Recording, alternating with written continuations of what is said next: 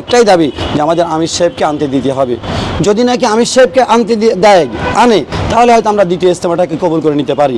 আর যদি নাকি আমির সাহেবকে আনতে না দেয় তাহলে প্রথম ইজতেমাতেও কাউকে আমরা আসতে দিব না, আমরা সব বিশ্ব আমির উনি যদি আসে এই দেশে 50,000 মেহমান আসবো, লাখ লাখ ডলার ভাঙবো, সরকারের উন্নতি হবে, এই দেশে উন্নতি করতে চায় না কিছু মুনাফিকরা। বিশ্ব ইজতেমার বিশ্ব আমির হযরত মাওলানা সাআদ সাহেব বিশ্ব ইজতেমায় না আসলে বিশ্ব ইজতেমার মর্যাদা ক্ষুণ্ণ হচ্ছে।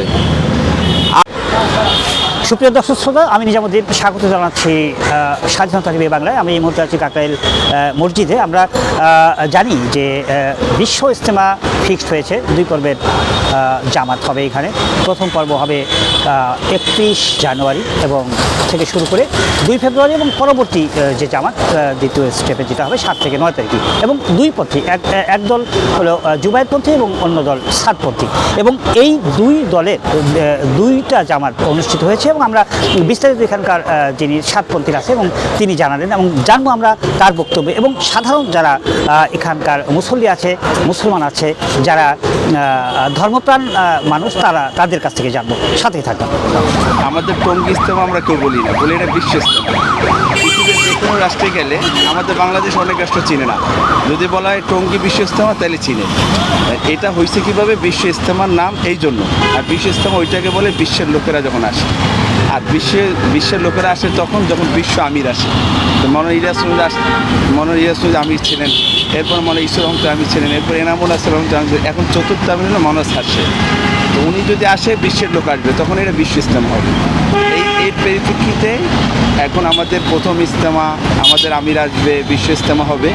এই দুনিয়া ধোকার দুনিয়া, আমার হায়াতুর দুনিয়া ইল্লা মাতাল দুনিয়া ধোকা, বিবি ধোকা, বাচ্চা ধোকা, বাড়ি ধোকা, গাড়ি ধোকা, টাকা ধোকা, খবর ধোকা। আপনারা সব বিশ্ব আমির উনি যদি আসে এই দেশে 50,000 মেহমান আসবো, লাখ লাখ ডলার ভাঙবো, সরকারের উন্নতি হবে, এই দেশে উন্নতি করতে চায় না কিছু মুনাফিকরা।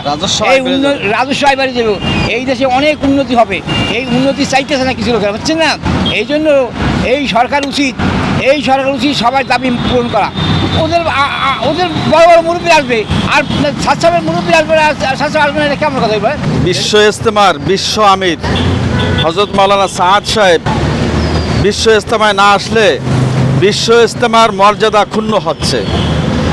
আর এই বিশ্ব আমিরকে শুধু বাংলাদেশের এক পক্ষ চাচ্ছে এটা নয়, বাংলাদেশ নয়, পৃথিবীর ওয়ার্ল্ডের সব মানুষ এই বিশ্ব ইজতেমায় বিশ্ব আমিরকে দেখতে চায়।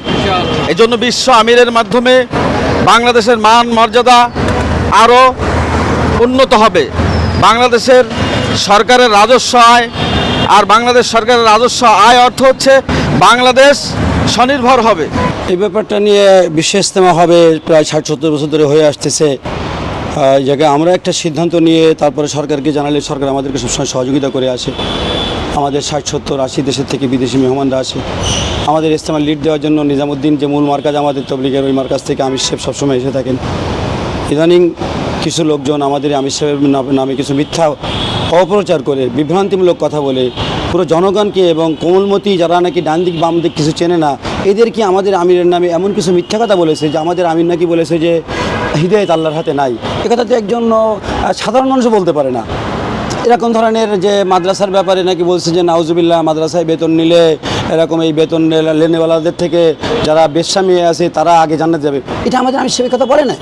বরং ওমর রাদিয়াল্লাহু আনহুর একটা কওল আছে যে উনি বলেছে যে আহলে ইলম, তোমরা যদি নাকি কোরআনের বিনিময় নাও তো তোমাদের পূর্বে নর্তকী মেয়েরা জান্নাতে চলে যাবে। এটা একজন ওমর রাদিয়াল্লাহু আনহুর কথা, যার রায়ের উপরে প্রায় 13 বার 14 বার কোরআনের হুকুম নাজিল হয়েছে। এটা আমাদের আমির সাহেবের কোনো বক্তব্য না। আমাদের আমির সাহেব সবসময় বলেন যে মাদ্রাসায় যে পড়াচ্ছে, ইমামতি করতেছে, এর জন্য যে বেতন নেওয়া হচ্ছে এটা কোরআনের বিনিময় না, এটা হচ্ছে হাফসে ওয়াক্তের বিনিময়, অর্থাৎ সময়ের বিনিময়। কিন্তু বিভ্রান্তি করে বাংলাদেশের জনগণকে, আমাদের বাংলাদেশের তো হুজুকে বাঙালি, খুঁজে কে বাঙালি, যা বলে তাই ভালো। কাউকে যদি ভালো বলতে চায় তা ফেরেশতার থেকে উপরে নিয়ে যায়, আর কাউকে যদি খারাপ বলতে চায় তা একদম শয়তান থেকে খারাপ বানায় ফেলে। তো এই সমস্ত বিভ্রান্তির কারণে আমাদের গভর্নমেন্ট বিগত সময় আমাদের আমির সাহেবকে আসতে দেয় নাই। আর আমরা এই সময় কি করেছি, ওই সিলমান কথা আকো আফু আমান তালাম আকো হাসিন মানাইসা লাইক, তোমার থেকে যে সম্পর্ক বিচ্ছিন্ন করেছে সম্পর্ক জোড়ো, যে জুলুম করেছে মাফ করে দাও, তোমার উপরে যে তোমাকে বঞ্চিত করে তাকে তুমি দাও। আমরা এর উপরে আমল করতেছিলাম, মনে করতেছিলাম যে হয়তো এক সময় সমাধান হবে। এখন দেখতেছি এই নূতন গভর্নমেন্ট আসার পরেও এই যে ইজতেমার ব্যাপারে নিয়ে বসার কথা ছিল, উভয় পক্ষ বসা হতো, উভয় পক্ষ বসা হয় নাই। একবার আমাদেরকে নিয়ে বসছে, একবার তাদেরকে বসছে, পরে আমাদেরকে না জানায় এই ডেটটা ঘোষণা করা হয়েছে। এই জন্য আমরা এই ডেটের সঙ্গে একমত নয়। ডেটের সঙ্গে একমত আছি, কিন্তু আমাদেরকে প্রথম ইজতেমা দিতে হবে, কারণ 7 বছর পর্যন্ত আমরা বৈষম্যতার শিকার হয়েছি। আর আমাদের আমির সাহেবকে 7 বছর পর্যন্ত দূরে রাখা হয়েছে, ভিসা বন্ধ করে রাখা হয়েছে। আমরা বর্তমান গভর্নমেন্ট হচ্ছে হলো জনগণের গভর্নমেন্ট। আমরা প্রায় 2000-এর মতন ছাত্ররা শাহাদাত বরণ করেছে, এদের ভিতরে আমাদেরই সন্তানরা আছে। আমরা এদেরকে আর্থিক সহযোগিতা করেছি, আমরা এদেরকে বিভিন্ন লাইনের যারা নাকি সমন্বয়করা আছে এদের সঙ্গে আমাদের সুসম্পর্ক ছিল সবসময়ের জন্য। আমরা আমাদের সাথীরাই মাঠে ময়দানে ছিল। তো আমরা তো এই গভর্নমেন্ট থেকে এরকম আশা করি না যে আমাদেরকে বাদ দিয়ে এরকমভাবে একটা সিদ্ধান্ত নিয়ে নেবে। এই জন্য আমাদের একটাই দাবি যে আমাদের আমির সাহেবকে আনতে দিতে হবে। যদি নাকি আমির সাহেবকে আনে তাহলে হয়তো আমরা দ্বিতীয় ইজতেমাটাকে কবুল করে নিতে পারি। আর যদি নাকি আমির সাহেবকে আনতে না দেয় তাহলে প্রথম ইজতেমাতেও কাউকে আমরা আসতে দিব না, আমরা ইতিপূর্বে ইজতেমার তারিখ নির্ধারণ করা হয়েছে 2টা পর্বের জামাতের। প্রথম জামাত 31 জানুয়ারি থেকে 2 ফেব্রুয়ারি পর্যন্ত এবং পরবর্তী 7 থেকে 9 ফেব্রুয়ারি পর্যন্ত।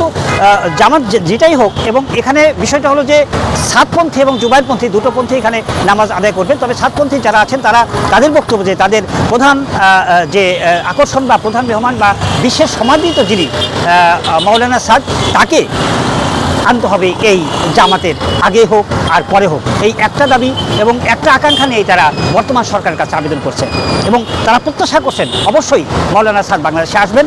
এখানকার মানুষের এমনটাই প্রত্যাশা। নিজামুদ্দিন, কাকরাইল মসজিদ, ঢাকা।